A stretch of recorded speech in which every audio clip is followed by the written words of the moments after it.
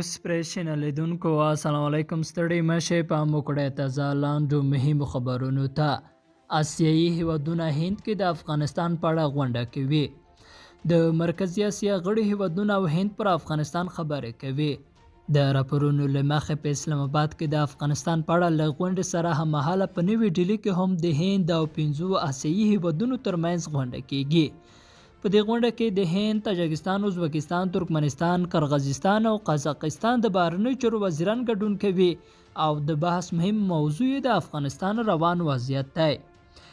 هندي رسنیو ویلي چې په دې غونډه کې بل افغانستان سره پر بشردوستانه مرستو له دغه هیواد سره پر اقتصادي همکاریو د سیمې پر اتصال او د چابهار بندر پر فعالېدو او پراختیا خبرې کیږي.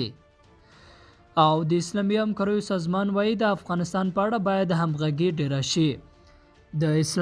د اسلامي همکاریو نړیوال سازمان وایي تمه لري چې د افغانستان په اړه د هیوادونو ترمنځ همغږي ډیره شي. دغه سازمان چارواکو د غونډې تر پیل مخکې په یوه خبري کنفرانس کې ویلي دوی تمه لري چې اسلامي هیوادونه له افغانستان سره بشردوستانه مرستې ډیرې کړي او له دغه هیواد سره په بیلو برخو کې همکاري ولري. د سرچینې په خبره د اسلامي هیوادونو مسؤلیت دی چې په افغانستان کې د میلیونونو انسانانو ژوند وژغوري او له دوی سره پر وخت همکاري وکړي.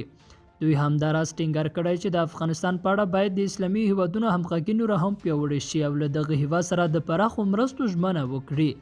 ټاکل شوی چې د اسلامي همکاریو نړیوال سازمان خپله 18مه غونډه نن په اسلام آباد کې د افغانستان په اړه جوړه کړي. امریکا هم د دې غونډې هرکلی کړی دی. لیدونکو له غوږ منیونه مننه ښې چاره